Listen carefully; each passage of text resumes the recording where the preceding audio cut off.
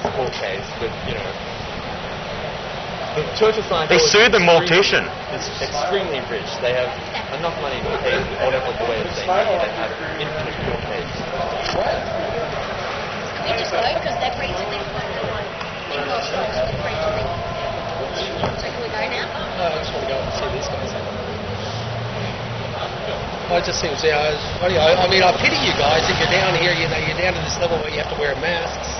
And You pity us? I think you do. Yes, definitely. Out here, you know, just to be like troll. And, you know, Troll, deliberately trying to annoy people. That's what you're trying to do when you're failing. Don't bother. Yeah, you really should fail. I'm sorry. I'm here to troll you. I'm just curious about, you know, it's just, Curiosity means when you listen to somebody's opinion, you don't just, you know, shoot it down the toilet as soon as you hear it. That's called being ignorant. And it's probably, it's exactly the reason why we're out here today. I'm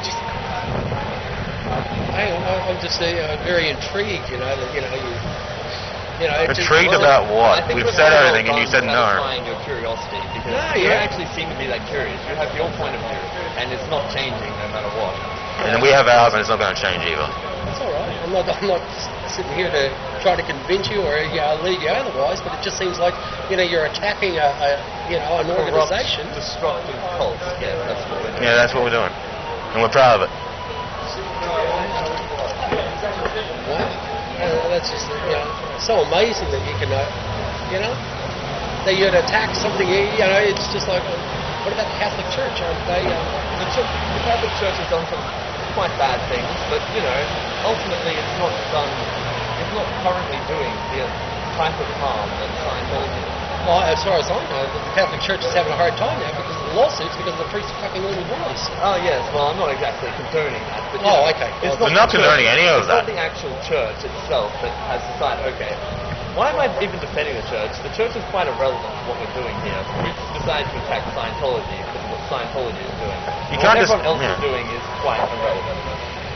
You can't just bring up all these other things and say, why aren't you doing this instead, or that? I'm just curious. Oh, that's what you said, though. Yeah. It's like, well, you know, I mean, if you saw like if the church was here today and they were doing the stuff they did, like, you know, the Crusades and stuff like that, would you just stand idly by and say, oh yeah, go for it? Of course not. The Crusades, yes there was. I said there's no Crusades now. That's what I'm saying. If it did happen again, if it did happen now, would you just stand idly by and say, yeah, go for it? But hang on, what were the Crusades about? Taking back the Holy Land, killing the Muslims. Isn't that what Israel is? Isn't that what the Jews are doing over in Israel at the Yeah, moment? and most people are opposed to it too. We've just decided to have our cause against Scientology because that's what's annoyed us the most currently. It annoys you? It certainly annoys me that people can be so incredibly disruptive and annoying, you know. So you're calling this 10-year-old you're annoying and destructive? I'm calling the Church of Scientology annoying and destructive. Oh, if you call the Church of Scientology, you'd be calling us, you know, annoying and destructive. There's a difference between an organisation and the people. And destructive.